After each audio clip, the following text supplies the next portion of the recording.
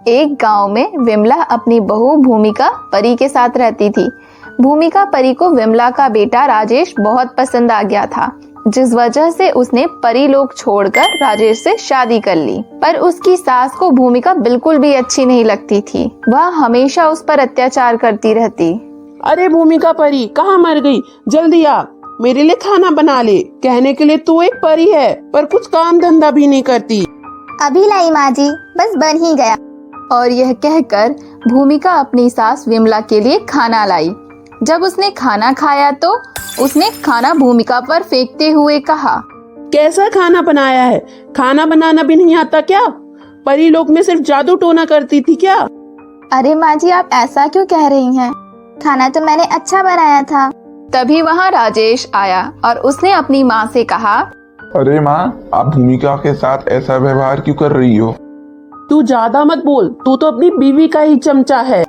और यह कहकर वह वहाँ से चली गई, जिस पर भूमिका परी बहुत दुखी हुई और रोने लगी। इस पर राजेश ने उसे समझाते हुए कहा, अरे तुम रो क्यों रही हो? शांत हो जाओ। तुम्हें तो पता ही है, मेरी माँ हमेशा तुम्हारे साथ ऐसा ही व्यवहार करती है। हाँ, मुझे पता है, पर वह आखिर मेरे साथ ऐसा क्यों व्यवहार करती हैं? मैं आखिर इस घर की बहू हूँ। धीरे धीरे समय गुजरता जाता है और एक दिन की बात है कि भूमिका परी काम कर रही थी। तभी वहाँ उसकी सास आती है और उसे उल्टा सीधा सुनाने लग जाती है, जिससे भूमिका परी को गुस्सा आ जाता है और उसने अपने आप से कहा, अब तो मुझे अपनी सास को सबक सिखाना ही पड़ेगा। यह मेरी चुप्पी का नाजायज फायदा उठा रही हैं। और यह कहकर उसने अपनी छड़ी से अपनी सास को छिपकली बना दिया, जिससे उसकी सास विमला काफी दुखी हुई और उसने माफी मांगते हुए कहा, अरे बहू, मुझे माफ कर दे। तू मुझे फिर से पहले जैसा बना दे। मुझे छिपकली नहीं बनना है। नहीं, मैं आपको पहले जैसा नहीं बनाऊंगी, क्योंकि आप फिर मेरे साथ वैसा ही व्यवहार करोगी। नहीं, मुझे माफ कर दे।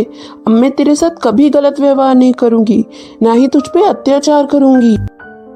अपनी सास के ज्यादा कहने पर भूमिका परी ने उसे फिर से इंसान बना दिया, जिसके बाद विमला ने कहा, मुझे माफ कर दे बहू। मुझे समझ आ गया है कि यदि हम किसी के साथ बुरा करते हैं तो हमारे साथ भी बुरा ही होगा। मैंने तुम्हारे साथ बहुत बुरा व्यवहार किया है। कोई बात नहीं, मैं बस आपको यही समझाना चाहती थी कि मैं आपकी बहू हूँ। भले ही मैं परी हूँ, पर रहती तो आपकी बहू की तरह ही हूँ। हाँ, तुम बिल्कुल ठीक कह रही हो। यह सुनकर भूमिका परी बहुत खुश हुई और अब विमला भी उस पर अत्याचार नहीं करती थी, जिससे वह बहुत खुश रहती थी।